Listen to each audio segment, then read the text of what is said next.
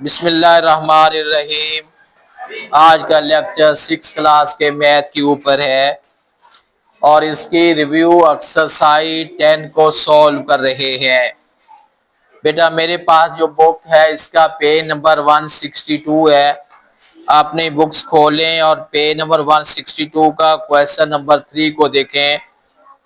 मैंने बोर्ड पे क्या राइट किया हुआ है, draw perpendicular to the following lines at a given point. जो पॉइंट है इस पॉइंट के ऊपर आपने परपेंडिकुलर ड्रॉ करना है। लफ्ज बाइसेक्टर नहीं है, सिर्फ परपेंडिकुलर है। परपेंडिकुलर और परपेंडिकुलर बाइसेक्टर में बहुत फर्क है। बाइसेक्टर का मतलब होता है लाइन को हाफ करना और परपेंडिकुलर का मतलब होता है कि ऐसी लाइन ड्रॉ करना कि वो एंगल ऑफ 90 बना रही हो। अब हमारा यहाँ पे पॉइंट जी है, हमने इस पॉइंट के अंदर से एक लाइन प्लॉट करनी है, यानी परपेंडिकुलर हमने ड्रॉ करना है। बाइसेक्टर नहीं कह रहा क्योंकि ये लाइन हाफ नहीं होगी। इसको करना कैसे है, आज जो पॉइंट है आपने इस पॉइंट के ऊपर कंपास रखनी है। जिस पॉइंट को हमने करना हो आपने इस पॉइंट के ऊपर कंपास रखनी है। रखने के बाद आपने कंपास को रखने के बाद आपने कंपास को ऐसे रोटेट करना है। ऐसे रखेंगे इसको, ऐसे आपने रोटेट करना है, होगी रोटेट। उसके बाद अब आपने क्या करना है, आपने कंपास आर के इस पॉइंट पे आपने कंपास रखनी है। एक आर्क इधर लगानी है, इधर आर्क लगा, आपने एक आर्क इधर लगानी है।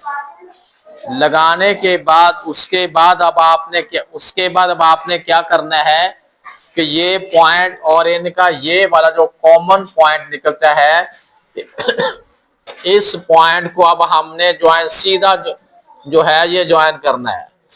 ये जो लाइन प्लॉट होगी है ये एंगल ऑफ 90 बना रही है, इसको हमने कहना है परपेंडिकुलर। परपेंडिकुलर बाइसेक्टर नहीं कहना, बाइसेक्टर नहीं हुआ, बाइसेक्शन नहीं हुई, ये बाइसेक्टर नहीं है क्योंकि इसने लाइन को हाफ नहीं किया है। सिंपल ये परपेंडिकुलर है, यानी एंगल ऑफ 90 फॉर्मेशन हुई है। उसका बेटे सेकंड पार्ट देखें। सेकंड पार्ट जो है वो लाइन कुछ इस लोकेशन में ड्रॉ हुई है और ये ए है और ये बी है। दूसरा जो डॉट लगा हुआ है वो डॉट जो है ऐसे इधर डॉट लगाया है। कह रहे हैं कि आपने इस डॉट से आपने परपेंडिकुलर ड्रॉ करना है। कैसे ड्रॉ होगा, आपने इस डॉट के ऊपर क्या करना, आपने बेटा इसी डॉट के ऊपर आपने क्या करना है, आपने कंपास रखनी है और आर्क ये इस डॉट पे रखते हैं तो आर्क ऐसे लगेगी, नीचे की तरफ आर्क लगेगी। उसके बाद आर्क इधर कंपास रख के आपने ये आर्क लगाएंगे, इस पे रखने के बाद आर्क ये लगाएंगे। यहां से दोनों आर्क्स एक दूसरे को इंटरसेक्ट कर रही हैं, काट रही हैं। आपने इस पे क्या करना है, अब इसको ऐसे सीधा आपने ऐसे कर लेना है।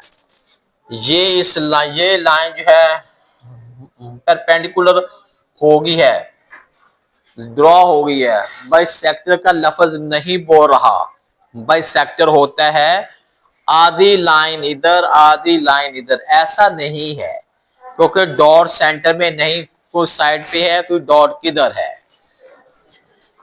जी बेटे अब इसका तीसरा पॉइंट पे आए। इसका तीसरा पॉइंट भी बेटा सेम ही है, चलो मैं समझा देता हूं। ये तीसरा पॉइंट है, इसकी लोकेशन जो लाइन की है, लाइन सेगमेंट की कुछ ऐसे है, ये एक्स है और ये जी है। इधर उन्होंने पॉइंट जो है ये जी पॉइंट इधर दे दिया है। कह रहे हैं कि अब इसके ऊपर अब आपने परपेंडिकुलर जो है वो ड्रॉ करना है। जी बेटे देखें इसको कैसे करेंगे, हम इस पॉइंट पे रखते हैं, इस पॉइंट पे कंपास रखते हैं। रखने के बाद आर्क ऐसी लगेगी, फिर इधर रखते हैं, ये है, इस पे रखते हैं तो ये है। उसके बाद क्या करना, उसके बाद जो है फिर इस पे ऐसे हमने करना है, ये वाला जो है ये ड्रॉ हो गया। ये बेटा एंगल ऑफ 90, एंगल ऑफ 90 बन गया, परपेंडिकुलर ड्रॉ हो गए। इट मीन्स के क्वेश्चन नंबर 3 आपका सॉल्व हो गया है। क्वेश्चन नंबर 4 बेटा फोकस करें। क्वेश्चन नंबर 4 जो है bisect angle A equal to 90। ये क्या लिखा है, bisect M angle A equal to 90 degree.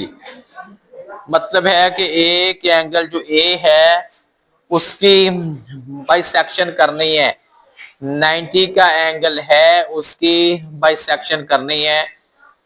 अब इतनी टाइम कम है, कंपास चलो मैं आपको बता दूं बेटा, एंगल ऑफ 90 जो होता है ना, ये वाली स्ट्रेट लाइन है, इसके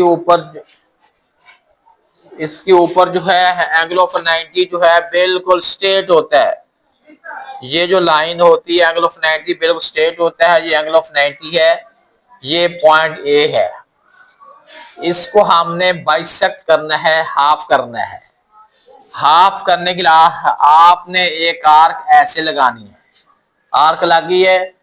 अब आपने क्या करना है, इधर कंपास रखनी है, एक आर्क ऐसे लगानी है, इधर कंपास रखनी है, एक आर्क ऐसे लगानी है। यहां से बिल्कुल इनका कॉमन पॉइंट निकलता है, उस कॉमन पॉइंट को आपने इस वर्टेक्स से, इस कॉर्नर से आपने ज्वाइन करना है। ये वाला ज्वाइन हो गया। आप ये जो 90 का एंगल था ये हाफ हो गया है, 45 ये बन गया है और 45 का ये बन गया है, बाइसेक्शन हो गई है। यानी एंगल जो है, बोलना बंद करें, एंगल हाफ हो गया है। क्वेश्चन नंबर 4 भी सोल्व हो गया है। ड्रॉ द फॉलोइंग 5 है, draw the following angle with the help of compass, then draw the bisector of each. जी बेटा, ये कंपास से हमने इसको करना पड़ेगा,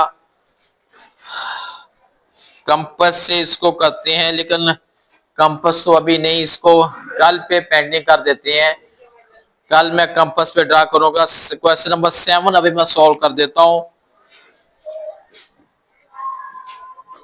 बेटा। कल पीरियड आए ना तो कंपास वगैरह जो ज्योमेट्री बॉक्स है ना, जो स्कूल का जैन ज्योमेट्री बॉक्स जो स्कूल का बड़ा ना लकड़ी वाला, वो कल इस पीरियड में पहले से मौजूद हो, क्योंकि कुछ क्वेश्चन ऐसे हैं उसके बगैर होते नहीं है। अगर वो हम सिखाएंगे तो बच्चों को आएंगे ना। तो आज क्वेश्चन नंबर 7 बेटा देखिए, find the value of unknown in the given figure. ये बेटा दो क्वेश्चन है, दो पार्ट है। ये वाला है, इसका उन्होंने एंगल कुछ ऐसे बनाया हुआ है, ये एंगल जो है ये 2x है। उसके बाद ये वाला एंगल जो है 1/2x है। उस ये एंगल जो है ये 90 का, और ये 1/2x है। Find value of unknown.